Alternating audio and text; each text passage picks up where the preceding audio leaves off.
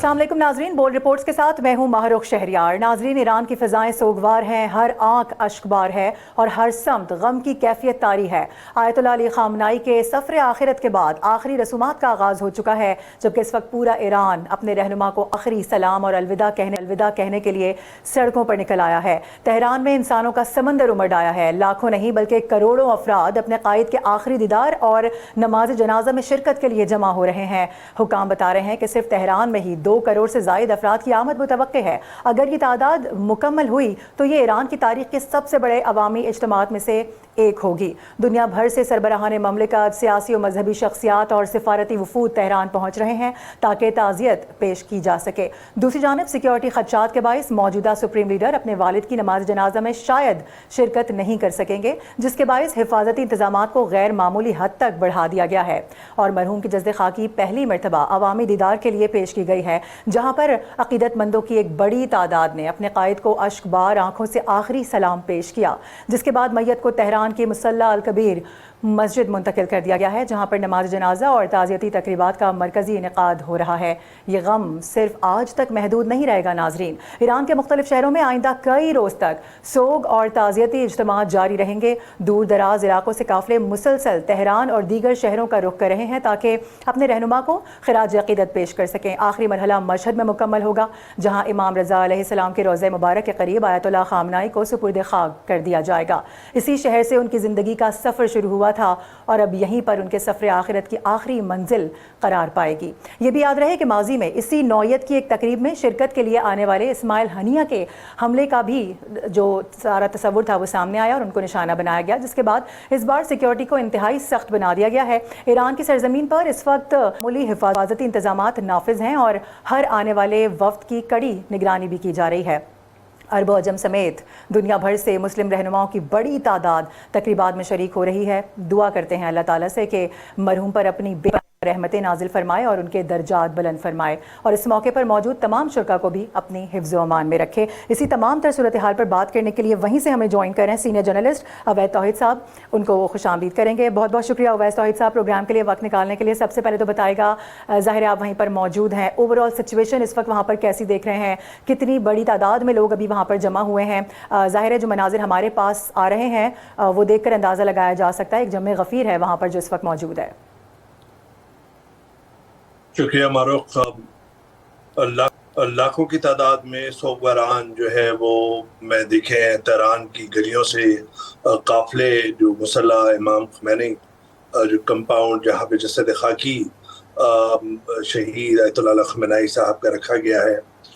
परसों शब को ये सिलसिला शुरू हुआ और शोधा के लवाहिकीन और जो उनके रिश्तेदार थे उनको सबसे पहले, जो इन 2 जगहों के अंदर शोधा थे, उनको सबसे पहले दीदार नसीब हुआ। उसके बाद फिर सरकारी और अस्करी क़यादत जो है ईरान की, उन्होंने दीदार किया और उसके बाद सारे वफूद आए। जिस तरह आपने बताया कि 80-90 ममालिक से बहुत बड़ी तादाद के अंदर, इंक्लूडिंग हमारे सियासी और अस्करी क़यादत का एक बहुत बड़ा ताकतवर वफ़द जो है यहाँ पे था। गुज़िश्ता रोज़ जनरल आसिम मुनीर साहब फील्ड मार्शल वो आए, मोहसिन नकवी साहब, डिप्टी मिनिस्टर, खुद शहबाज शरीफ साहब, बिलावल भुट्टो साहब, तो एक बहुत बरादरी शाह साहब, बहुत एक बड़ा स्ट्रॉन्ग मैसेज कि ईरानी कौम के साथ उनके गम में के घड़ियों में उनके साथ खड़े हैं। और ईरान और पाकिस्तान का जो एक तिहाइयों पर मुहित एक ताल्लुक़ है बरादराना, इस हद तक कि ईरान ने पाकिस्तान को रिकग्नाइज़ किया। सबसे पहले मुल्क था वो 1947 में। तो उसके बाद ये देखा हमने, और ज़ाहिर बात है कि field marshal general Asim Munir साहब ने जिस तरह रोल प्ले किया है, जिस तरह वो आर्किटेक्ट के तौर पे, जिस तरह ब्रिज के तौर पे उन्होंने तेहरान और वाशिंगटन के दरमियान या अमेरिका और ईरान के दरमियान मुआहदे कराने में एक बहुत पुलका किरदार और अहम किरदार अदा किया। तो 2 दफ़ा जंग के दौरान यहाँ पे तशरीफ लाए वो मोहसिन नकवी साहब के साथ, डिप्टी मिनिस्टर के साथ। तो एक सिविलियन और मिलिट्री लीडरशिप का एक अपना पूरा जून की उसमें जंग में देख लीजिए मारूफ के किस तरह साथ दिया था।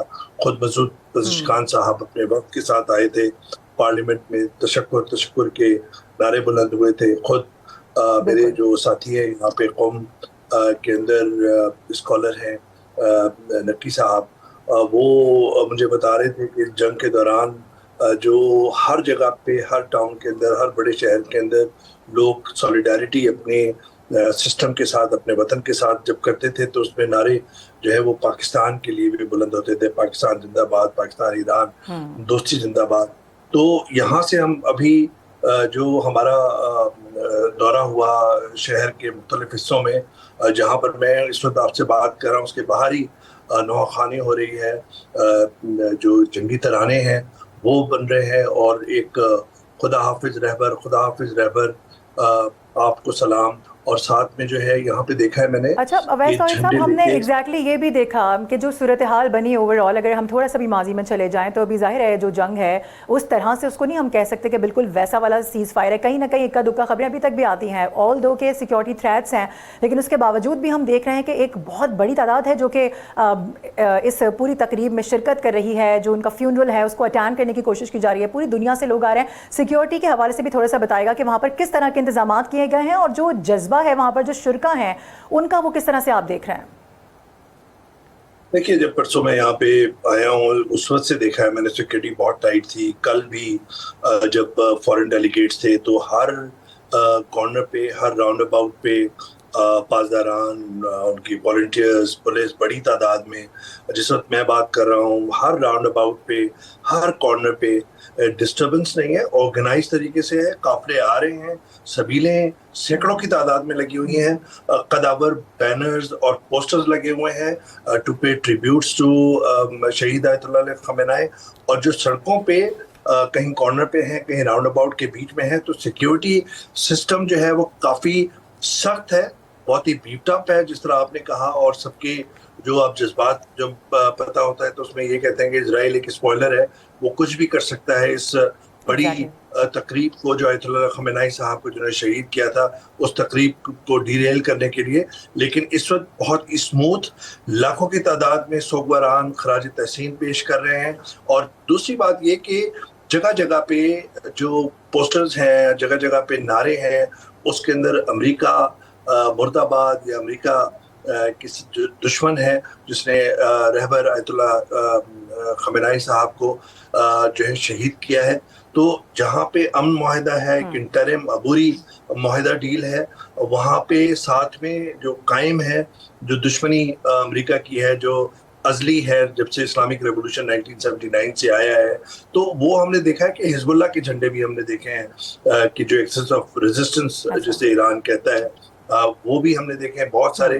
اس کا مطلب ہے کہ ایرانی جو ہیں وہ بھی اپنی جو عقیدت ہے حزب اللہ کے ساتھ وہ بھی ایکسپریس کر رہے ہیں اس کے اندر, اور پوری دنیا کو یہ میسج دے رہے ہیں کہ ہم ان کو بٹرے نہیں کریں گے, وہ ہمارے ایکسٹینشن ہے حزب اللہ. اور آپ اسرائیل جو وہاں پر ایک خوریزی کر رہا ہے, اس کا یہ مطلب نہیں کہ ہم ان کو چھوڑ دیں گے تن طرح. فلسطین کے جھنڈے بھی دیکھے ہیں, فلسطین کے لیے بھی جذبات بہت ہیں, لیکن خواتین جو ہے پردے کے اندر بھی ہیں, حجاب میں بھی مکمل ہے, اور ساتھ میں بغیر پردے کے بھی ہیں. جو ویسٹ کے اندر کانسیپٹ ہے معروف کہ جس طرح کی یہاں پہ لوگوں نے یا یہاں کی جو سرکار ہے, حکومت ہے, انہوں نے ان کو کہیں زنجیریں بیڑیاں پہنا کے گھروں میں قید کر دیا, ایسا نہیں ہے. میں نے خود دیکھا موٹر سائیکلیں سوار ہیں, جس طرح میرے آپ کے گھروں کے اندر, فیملیز کے اندر لڑکیاں ڈریس اپ ہوتی ہیں, جینز ہے, ٹی شرٹ ہے, کوئی حجاب لیے ہوئے, کوئی نہیں لیے ہوئے حجاب, اسٹریکس ہیں بالوں میں, جس طرح فیشنیبل ایک بچیوں کا ہوتا ہے, یعنی کہ ٹینیجرز کا, وہ میں نے بڑی تعداد میں دیکھا تھا. وہ ایک امپریشن جو ہے یہ ایک اچھا آسپیکٹ آپ اٹھا رہے ہیں, یعنی کہ کسی قسم کی کوئی قدغن نہیں ہے, جو جس کا جیسے دل چاہ رہا ہے وہ اس طرح سے اس ہولیے میں یہاں پر شریک ہو رہا ہے. ظاہر ہے اس کو ریلیٹ تو کیا جاتا ہے ان تمام تر صورتحال کو اگر سامنے رکھتے ہوئے بات کی جائے. اچھا یہ بھی بتائے گا کہ نماز جنازہ کے حوالے سے بھی کچھ متضاد خبریں موصول ہو رہی تھیں کہ کون پڑھائے گا. ظاہر ہے اس کی بڑی اہمیت ہے, اتنے بڑے لیڈر ہیں, ان کی نماز جنازہ جو پڑھائے گا اس کو تو ظاہر ہے وہ اپنے لیے بہت بڑا شرف سمجھے گا. تو مجتبیٰ خامنہ کے حوالے سے خبر تھی کہ شاید وہ پڑھائیں, لیکن ابھی کچھ متضاد خبریں ایسی بھی ہیں کہ شاید وہ خود شریک نہ ہو سیکیورٹی ریزنز کی وجہ سے. اس حوالے سے کیا بتا سکتے ہیں؟ دیکھیے, سرکاری طور پہ, حتمی طور پہ نئے سپریم لیڈر مجتبیٰ خامنہ صاحب, وہ اب تک گزشتہ 4 ماہ سے جب سے ان کی سپریم لیڈر منتخب ہوئے ہیں, جب سے انہوں نے کوئی پبلک اپیئرنس نہیں دی ہے. حالانکہ معاہدے کی کنسنٹ دی ہے, اس पूरे जो उन्होंने गाइड किया है पूरी सियासी और अस्करी लीडरशिप के उस पूरे मुआहिदे के दौरान, तो इसमें हतमी और सरकारी तौर पे इस वजह से मेरे ख्याल में ऐलान नहीं करे बाज़ाब्ता तौर पे कि सिक्योरिटी थ्रेट्स की वजह से, सिक्योरिटी कंसर्न्स की वजह से।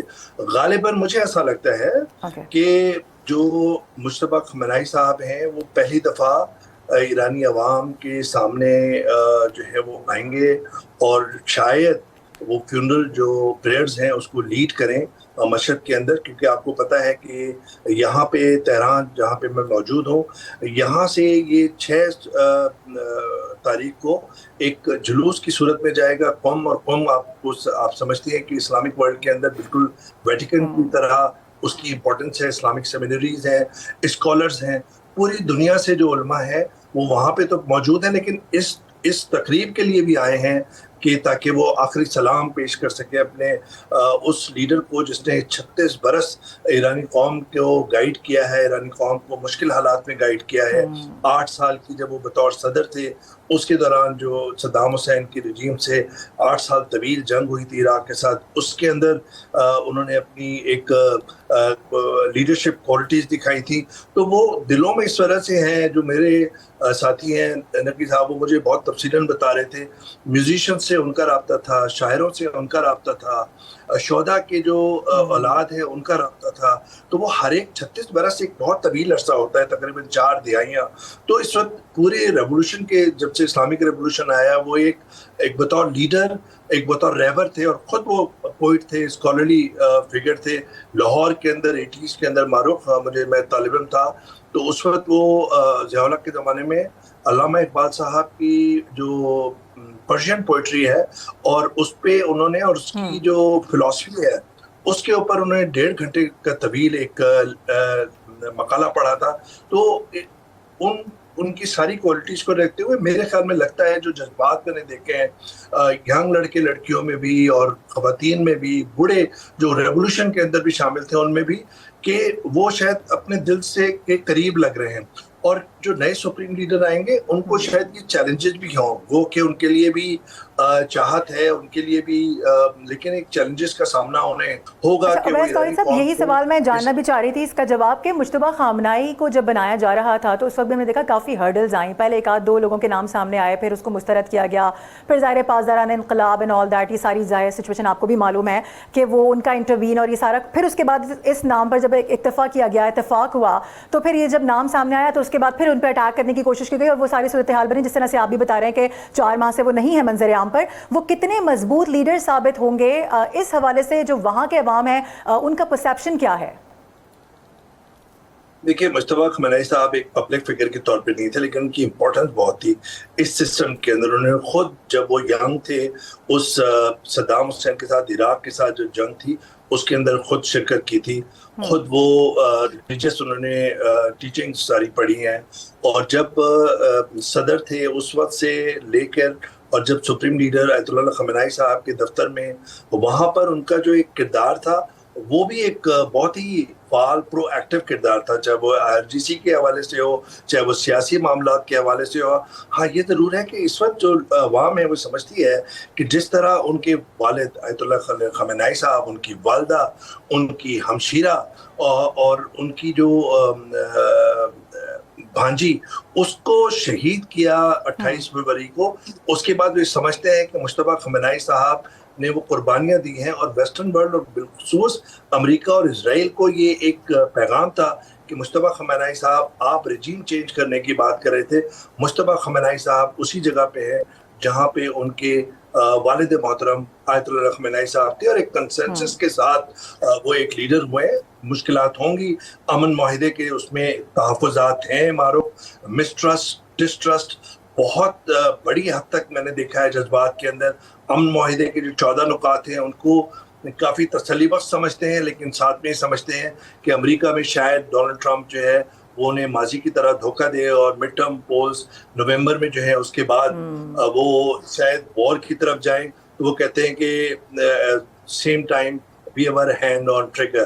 तो दैट इज द एक बड़ा जुमला ये कि हमारा हाथ जो है वो ट्रिगर पे है और हम तैयार हैं لیکن اس امن معاہدے کے 14 نکات سے اور پھر اس کے جو نتائج ہوئے ہیں جنگ کے اندر کہ خطے کے اندر ایک پاور کے طور پر، ایک پولیٹیکل پاور کے طور پر ایک جو اس کی جو تسلیم کیا جا رہا ہے، مجھے لگتا ہے کہ جب یہ کانفلکٹ اینڈ ہوگا پرماننٹلی، اب جو وار جب پرماننٹلی اینڈ ہوگی، یہ تحفظات جو ہے ٹیکنیکل ٹاکس ابھی چل رہی ہیں، اس کے بعد مجھے لگتا ہے کہ ایران اس خطے کے اندر، دوسرا سعودی عرب، دو بڑی طاقتوں کے طور پہ ایمرج ہوں گے اور ایک نئی ہم ورلڈ آرڈر دیکھیں گے مڈل ایسٹ کے اندر، ساتھ میں پھر پاکستان، اور بہت بڑا کردار ہوگا، فعال کردار ہوگا جو سول اور ملٹری ڈپلومیسی انہوں نے پرفارم کی ہے اس پورے دوران، کرائسس کے دوران، اور ٹرکی بھی ایک اچھا اویس توحید صاحب، ٹائم چونکہ بہت شارٹ رہ گیا ہے، مجھے لاسٹلی پلیز یہ بتائیے گا کہ اس وقت ظاہر ہے آپ وہاں جب موجود ہیں تو دیگر لوگوں سے آپ کی ملاقاتیں، رابطے بھی ہو رہے ہوں گے، سو آپ کو کیا لگ رہا ہے کہ اس وقت جو ان کی خارجہ پالیسی ہے، عسکری پالیسی ہے، وہ تو ایک طرف ہے، ایرانی معاشرے پر اس پوری سچویشن کا جو اثر پڑا ہے، اس کے بعد وہ قوم مضبوط ہے یا یہ کہا جا رہا ہے کہ نہیں بس ختم کریں سارے معاملے کو؟ کیونکہ ظاہر ہے 47 ایئرز بہت ہوتے ہیں جب سے یہ ایران ان ساری سینکشنز کو جھیل رہا ہے، یہ سارے معاملات دیکھ رہا ہے، اب سینکشنز اٹھانے کی بات بھی کی جا رہی ہے تو اس میں بھی ریسٹرکشنز ہیں کہ جی ایسے نہیں ایسے، سو اس وقت وہاں پر جو اوور آل سچویشن اس تناظر میں ہے وہ کیا ہے، اور کیا آپ سمجھتے ہیں کہ جو 60 ڈیز کے حوالے سے گفتگو ہو رہی ہے کہ یہ جو ایم او یو سائن ہوا ہے، جو ٹریٹی ہے، یہ پریویل کرے گا، یا اس کے بعد کی سچویشن آپ کیا دیکھ رہے ہیں وہاں کے لوگوں کے حساب سے؟ اگر میں بات کروں تو ان کی کیا سوچ ہے؟ جی دیکھیے، ایک تو یہ کہ جو ہر 2-2.5 سال بعد جو ریزرویشن ہوتی تھیں خواتین کے حقوق کے حوالے سے یا پھر انسانی حقوق کے حوالے سے، وہاں پہ پروٹیسٹ بھی ہوتے تھے، احمدی نژاد کے زمانے میں اسٹوڈنٹس کے پروٹیسٹ ہوئے تھے، پھر گرین موومنٹ کا ایک سلسلہ شروع ہوا تھا، پھر اس کے بعد جو ہے اس سال جنوری کے اندر ہوا جس پہ ایران کے جتنے بھی حکام ہیں وہ کہتے ہیں کہ یہ اسرائیل اور امریکہ کی جو اس کی جو orchestrated by Israel and U S, تو وہاں پہ بہت لوگوں کو ایگزیکیوٹ بھی کیا گیا جو جاسوسی کے الزام میں پکڑے گئے، جنہوں نے انسائڈ انفارمیشن دی ایسے موقع پہ، تو وہ تو ہے موجود۔ لیکن میں سمجھتا ہوں کہ اس دوران کیا ہوا ہے معروف، کہ جو ایک اسکالر سے میری بات ہو رہی تھی، انہوں نے کہا کہ it has given a new life to revolution، کہ جو ینگ لڑکے لڑکیاں تھے جو شاید ریولوشن کا جن کو جو خود تجربہ نہیں تھا عملی طور پہ، وہ اس جنگوں کے دوران، 2 جنگوں کے دوران انہوں نے کہا کہ نہیں، یہ ریولوشن کے اندر یہ امریکہ اور اسرائیل ہی 2 دشمن ہیں جو اس پوری مسلم دنیا کو اور بالخصوص ایران کے خلاف جو ہے جنگ کرتے ہیں۔ تو وہ اس پوری دوران جو ہے اور ریزیلینس جو شو کی ہے، یونٹی جو شو کی ہے، مجھے لگتا ہے کہ ریولوشن کو ایک نئی زندگی ملی ہے۔ ہاں یہ ضرور ہے کہ جو نئے سپریم لیڈر ہیں ان کو یہ چیلنجز ہوں گے، اقتصادی چیلنجز ہوں گے، امپلائمنٹ کے چیلنجز ہوں گے، 65% کے قریب یوتھ پاپولیشن ہے، تو یوتھ پاپولیشن ہو، آرٹسٹ ہوں، میوزیشنز ہوں، they rallied around the flag, they rallied around the country۔ تو اس میں جن کو تحفظات بھی تھے وہ بھی سسٹم میں تھے۔ میں آپ کو مثال دوں کہ کوئی ریفیوجی کرائسس نہیں ہوا اس پورے دوران، جنگ کے دوران، نہ افغانستان میں ریفیوجیز آئے، نہ پاکستان میں آئے، نہ آذربائیجان میں، نہ ٹرکی کے اندر۔ تو یہ جو ایک نیشن کی یونٹی والا جو انہوں نے ایک پیغام دیا ہے، تو آج جب ہم بات کر رہے ہیں رہبر کو آخری سلام کے لیے، اور لاکھوں افراد اور ملینز آر ایکسپیکٹڈ، جس طرح آپ نے اپنے ابتدائیے میں بھی کہا۔ بالکل اویس توحید صاحب آپ بالکل صحیح فرما رہے ہیں کہ وہ جو یونٹی ہے وہ دکھائی دے رہی ہے 100%، اور آپ تو خود اس کو وٹنس کر رہے ہیں یہاں پر بیٹھ کے، جو مناظر ہمارے سامنے آ رہے ہیں اس کو دیکھ کے بھی اندازہ لگایا جا رہا ہے۔ بہت بہت شکریہ پروگرام کے لیے وقت نکالنے کے لیے۔ ناظرین دعا یہی کرتے ہیں کہ وہاں پر سارے معاملات بالکل خیریت سے انجام دہی تک پہنچیں اور کسی قسم کا کوئی ناخوشگوار واقعہ پیش نہ آئے۔ اللہ تعالیٰ سب کو اپنے حفظ و امان میں رکھے۔ بریک پر جا رہے ہیں، بریک سے واپس آئیں گے تو ناظرین جو حکومت نے عوام میں کے منہ میں زیرہ دیا نا، یعنی اونٹ کے منہ میں زیرے کے برابر جو مثال دی ہے پیٹرول کی پرائسز کم ہونے پر، اس پر مزید بات کریں گے۔ اسٹے ود اس۔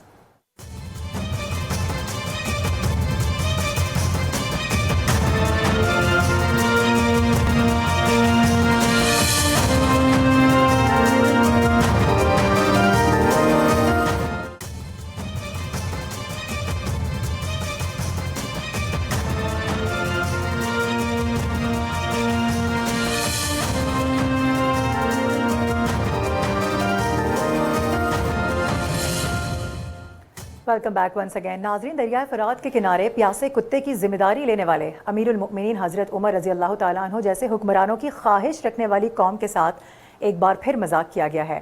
मुबारक हो पाकिस्तानियों, वज़ीर आज़म ने अपना वादा पूरा कर दिया है। आलमी मंडी में खाम तेल की कीमतें मुसलसल गिरने के बाद पाकिस्तानी अवाम को आखिरकार पूरे ₹1.97 फ़ी लीटर का अजीम रिलीफ दिया गया है। इतना बड़ा रिलीफ है कि शायद कौम अब तक इस खुशी को संभाल नहीं पा रही है। ज़रा याद कीजिए कि जब आलमी मंडी में तेल महंगा हो रहा था तो वज़ीर आज़म ने कौम से क्या वादा किया था। कहा गया था कि जैसे ही आलमी कीमतों में कमी आएगी इसका पूरा फ़ायदा हम आवाम तक पहुँचाएंगे। आज वो वादा किस तरह से पूरा हुआ है, आइए पहले ज़रा वो वादा भी याद कर लेते हैं।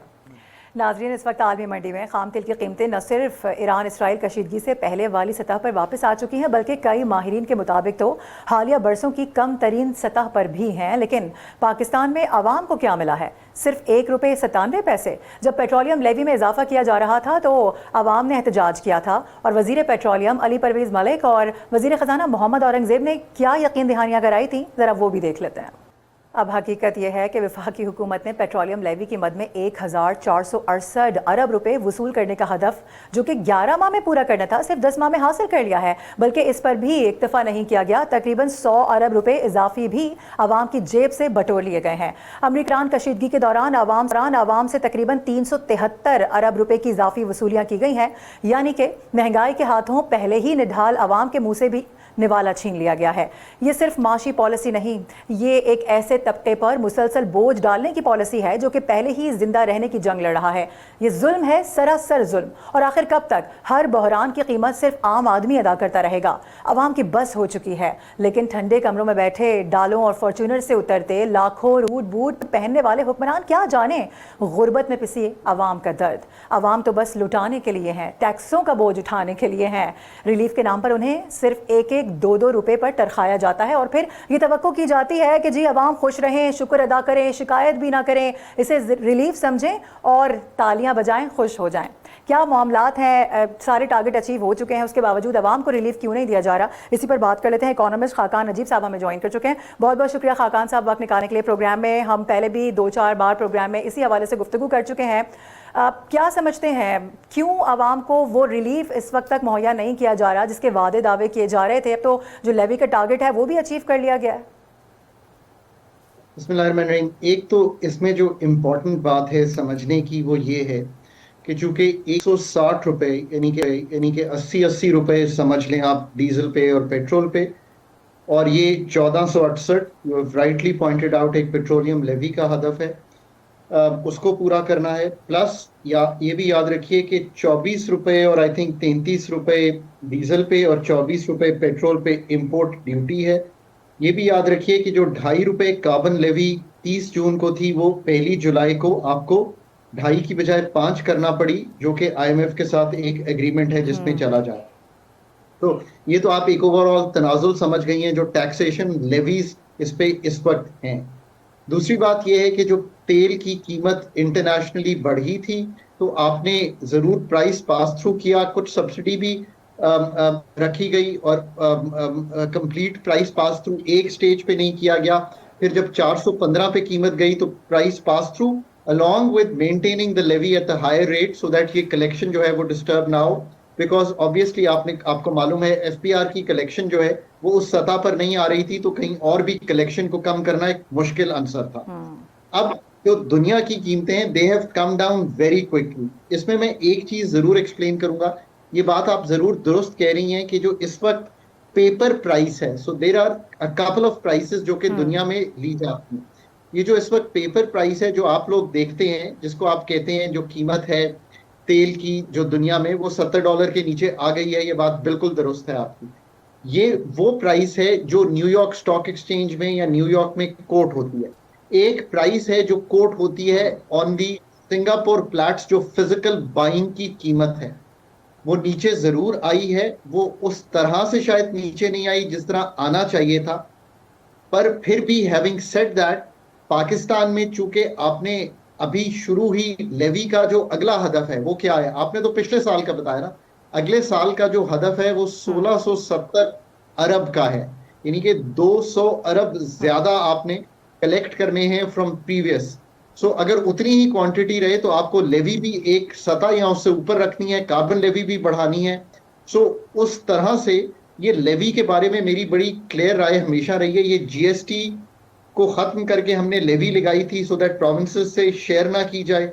دوسری بات اس میں یہ ہم نے رکھی تھی کہ اب یہ Khaqan Najeeb sahab sorry to interrupt you, basically جو لیوی ہے یا جی ایس ٹی، یہ سارے معاملات ظاہر ہے نچلی سطح کے عوام نہیں جانتے ان کو ریلیف مل رہا ہے نہیں مل رہا ہے. جب ایک عام آدمی پیٹرول ڈلوانے جاتا ہے تو وہ یہ دیکھتا ہے کہ اس کو کتنا فرق پڑ رہا ہے. سو یہ امپورٹنٹ سوال ہے، ظاہر ہے لوگ اسی وجہ سے یہ سوال کرتے ہیں. اب یہ حکومت کے اپنے جو اعداد و شمار ہیں یہ تو ایک گورکھ دھندا ہے نا، وہ تو یہی بات کرتے ہیں. جب جن کے آگے مائک لگاؤ ہم نے تو یہی سنا ہے کہ وہ یہی کہتے ہیں کہ ہمیشہ سے ایسے ہی چلتا رہا. ریلیف کے اوپر بات ہو رہی ہے کہ ریلیف کیوں نہیں مل پا رہا؟ سو پہلے تو سمجھنے کی بات یہ میں نے جیسے کہ پی ایل، پھر کلائمیٹ لیوی ہے ایک، پھر امپورٹ ٹیکسز ہیں. سو یہ سب میٹر کرتے ہیں اور پاکستان 80 سے 85% of its petroleum needs import کرتا ہے. یہ بھی یاد رکھیے. امپورٹ کاسٹس کم ہونا شروع ہو گئی ہیں، اس طرح سے کم نہیں ہوئی. پھر ریفائنری کے مارجنز ہیں، آئل مارکیٹنگ کمپنیز کے مارجنز ہیں، ڈیلر کمیشنز ہے، ٹرانسپورٹ اینڈ لاجسٹکس کاسٹ ہے. جب آپ اس ساری چیز کو دیکھتے ہیں اور اپنے مالیاتی خسارے کو کم کرنے کے لیے 1670 ارب کی لیوی کو بھی دیکھتے ہیں تو یہ سارا کچھ دیکھتے ہوئے قیمت آن دا ہائر سائڈ ہے. یہ بالکل بات آپ کی درست ہے. ان سب پرائسز کو یعنی کہ global oil price, rupee parity, government taxes and levies, in sub margins کو اور جو سافٹنگ ہوئی ہے انٹرنیشنل پرائسز سے، اس کا پرائس پاس تھرو کا افیکٹ وہ نہیں آیا. اب اس سے نکلنے کا کیا طریقہ ہے؟ مطلب ہم ورنہ یہ اس بحث میں پورا ملک الجھا رہے گا.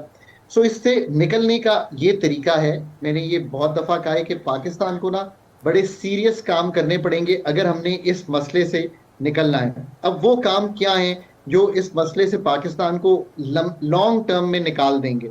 ہم یہ سمجھتے ہیں کہ شاید گورنمنٹ کا یہ کام ہے کہ وہ قیمتوں کا تعین کرے اور وہ پاکستان میں ان قیمتوں پہ کوئی ریلیف دے. اس میں ریلیف کا کوئی عنصر نہیں ہے. میم یہ ورڈ سمجھنے کی کوشش کیجئے. انٹرنیشنل آئل پرائس ہے، ایک روپی پیرٹی ہے، ایک ٹیکسز ہیں، ایک لیویز ہیں، ایک امپورٹ ٹیکسز ہیں اور ایک کاربن لیوی ہے. اس میں ریلیف تو کوئی ہے ہی نہیں ہے. سو اب ریلیف لینی ہے آپ نے تو کیسے آئے گی؟ Let me explain to you so that آج ذرا پاکستانی کون بھی سمجھے کہ ریلیف کیسے آتی ہے. آپ کو ایک ریلیف آئی ہوئی ہے کہ آپ کو موبائل فون جو ہے ملک میں سستا ملتا ہے جو سروسز آپ لیتی ہیں.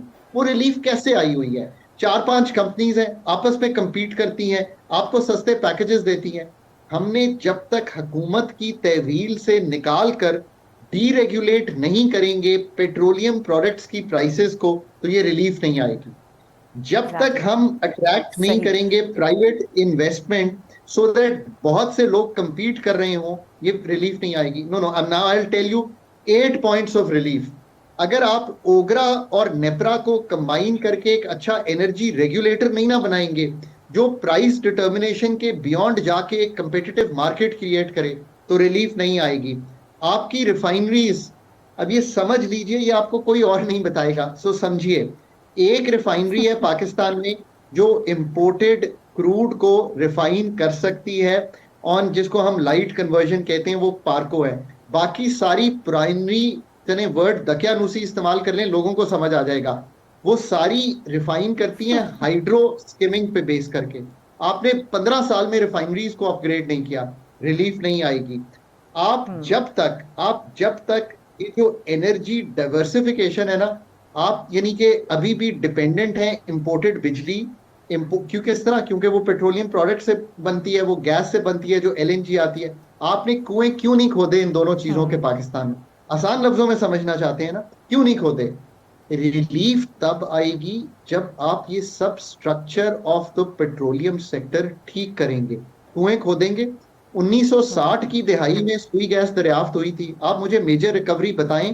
اس کے بعد تو میں آپ کو یہ بتاؤں گا کہ 4000 MMCFD پر ڈے آج سے 10-15 سال پہلے گیس پاکستان میں انڈیجنس بنتی تھی، آج 2-2500 بنتی ہے. سو ریلیف کیسے آ سکتی ہے؟ ایل این جی تو 10 کارگو امپورٹ ہوتے ہیں، وہ تو انٹرنیشنل پرائس ہے. آخری بات، اگر آپ سب کام نہیں کیے اور جسے کہتے ہیں ایک انوینٹری مینجمنٹ، اس کا کیا مطلب ہے؟ جب آپ گئے کووڈ میں زیرو اسٹریٹجک ریزروز تھے، وقت گزر گیا، 20, 21, 22 گزر گیا، 26 میں پھر زیرو اسٹریٹجک ریزروز تھے. دیکھیں میم، ریلیف قوم کو ہمیں آپ کے پروگرام سے، آپ کو بھی میری باتیں لاجیکل لگ رہی ہیں نا کہ کمپٹیشن آئے گا تو قیمت سستی ہوگی، ڈی ریگولیٹ ہوگا تو قیمت سستی ہوگی. اگر سرکار انفیشینٹلی ایک چیز کو چلاتی چلی جائے گی وہ ریلیف کیسے دے سکتی ہے؟ انٹرنیشنل قیمت پہ خریدتی ہے، لیویز اور ٹیکسز اور کاربن لیویز 2 لیویز لگا کر بیچ دیتی ہے، آپ کو ریلیف کہاں سے دے گی؟ یا تو وہ یہ لیوی اڑا سکتی ہے، اس کے لیے کیا کرنا پڑے گا؟ ڈائریکٹ ٹیکسیشن ریٹیلر پہ لگانی پڑے گی، ایگریکلچر انکم ٹیکس پہ لگانی پڑے گی، ریئل اسٹیٹ پہ لگانی پڑے گی. ملک ہی نہیں تیار ہوتا، ریٹیلرز پہ ٹیکس لگاتے ہیں، وہ سڑکوں پہ آ تو وہاں سے وہ گین کریں گے تو یہاں پر وہ ریلیف دے سکیں گے. اچھا یہ بھی بتائے گا علی پرویز ملک صاحب تو یہ بھی کہہ رہے ہیں کہ ہم بہت جلد ایران سے تیل خرید کر کچھ اس کو اپنے آئل کے ساتھ مکس کر کے عوام کو ریلیف دیں گے. اب انہوں نے یہ شوشہ بھی چھوڑا ہے، یہ پاسبلٹی ہے؟ اور اگر ہے، ظاہر ہے جو نظر آتی ہے، تو وہ کب تک پھر پاسبل ہو سکتا ہے؟ ابھی تو دور دور تک اس حوالے سے کوئی میکانزم ہی نہیں بنا. ایران کے ساتھ اب ٹریڈ میں آگے بڑھنا چاہیے. ایک کسی بھی چیز پہ بلیو نہیں کرنا چاہیے کہ ہم اس پہ ریلائی کریں گے. ایک اوور آل فریم ورک بنانا چاہیے. ہم پیٹرو کیمیکلز، کروڈ، تیل، یہ چیزیں، معدنیات ضرور وہاں سے منگوا سکتے ہیں. ہم وہاں پہ textile, value added agriculture, cement, یہ سب کچھ بیچ بھی سکتے ہیں. یہ ایک فریم ورک بننا چاہیے. Let's think deeply. پاکستان میں اسکیل کرنا ہے نا ان چیزوں کو. یہ چھوٹی چھوٹی چیزیں ہیں کہ تیل منگوا، تیل تو آلریڈی $1 بلین کے قریب آتا ہے، وہ انفارملی پاکستان میں بک رہا ہے. اب آپ کروڈ منگوانا چاہتے ہیں. میں پھر کہوں گا کہ آپ نے ایک زمانے میں سنا ہوگا کہ رشین کروڈ آنا تھا، پھر کیا ہوا؟ پھر پتا چلا کہ ہائیڈرو سکمنگ میں وہ جو ہارڈ کروڈ ہے وہ تو ریفائن ہی نہیں ہو سکتا. یہ بات تو میں نے جب آپ منگوانے گئے تھے تبھی کہہ دی تھی. اب پارکو تو شاید ایران کا کروڈ کر سکتی ہے ریفائن، باقی مجھے نہیں معلوم، اتھارٹیز کو ٹیسٹ کرنا ہے. میرا یہ خیال ہے کہ شاید وہ کروڈ اتنا ایزیلی ریفائن نہیں ہوگا. سیمپل لے کے دیکھ لیں، شاید ہو سکتا ہو. اب اگلی چیز آئی پی پائپ لائن ہے، اس میں آپ کو بڑھنا چاہیے. اس میں جو اس وقت آربیٹریشن ہے انٹرنیشنلی، اس کو نکالنا چاہیے. At the highest level professionals بٹھانے چاہیے تاکہ وہ ایک کمرے میں ایرانین پروفیشنلز کے ساتھ بیٹھ کے طے کر سکیں how do we come out of it. Once we come out of this then اس کی کاسٹ دیکھنی پڑے گی، وائبلٹی دیکھنی پڑے گی. میرے خیال ہے 700-750 کلومیٹر ہماری سائڈ پہ ہے، وہ کہاں بکے گی. آخر میں کہنے کا مقصد یہ ہے کہ یہ ساری اپرچونٹیز تو ہیں ایران کے ساتھ، ان کو عملی جامہ پہنانا is something very different. ٹھیک ہے خاقان صاحب، بس شارٹلی بتا دیجیے گا. میں پہلے بھی ایک آدھ بار آپ سے سوال کر چکی ہوں کہ ابھی ریسنٹلی اگر ہم دیکھیں تو انفارمل ٹریڈ تو پاکستان میں ہو رہی ہے نا ایرانی آئل کی، لیکن اگر یہ آفیشیل ہو جاتا ہے اور فارملی سب کچھ ہو جاتا ہے تو قیمتوں میں کتنی کمی آپ دیکھ رہے ہیں ہو سکتی ہے؟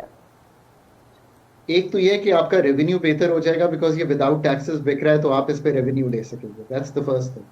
دوسری بات یہ کہ اگر ابھی $1 بلین تک کا آتا ہے تو آپ کو کوئی نہیں روک رہا کہ آپ $3 بلین کا منگوا لیں گے پھر، کیونکہ فارملائز ہو جائے گا. اب بینکنگ چینلز کھل جائیں گے، پیمنٹس آسان ہو جائیں گے، تو آپ کی جو مکس بنے گا امپورٹڈ پیٹرول ڈیزل کا، ایون ریفائنڈ کا، وہ ایسا بنے گا کہ اوور آل کاسٹ کو کم کر سکتا ہے. اس پہ تو ایک اچھا پرچہ ابھی تک میں شیور ہوں کہ اتھارٹیز نے پیٹرولیم سیکٹر کی لکھ لیا ہوگا. اس کو وہ پبلک کر دیں گی تو لوگوں کو ایک آس بند جائے گی. رائٹ، دعا بھی ہے اور ہم امید بھی ایگزیکٹلی یہی کرتے ہیں کہ آگے آنے والے دنوں میں جو ریلیف صرف پیپر کی حد تک یا زبانی کلامی کی حد تک ہمیں نظر آتا ہے وہ ہوتا ہوا نظر بھی آئے. بہت بہت شکریہ پروگرام میں جوائن کرنے کے لیے. ناظرین اسی کے ساتھ پروگرام کا وقت اختتام کو پہنچا ہے. آج کے لیے اتنا ہی.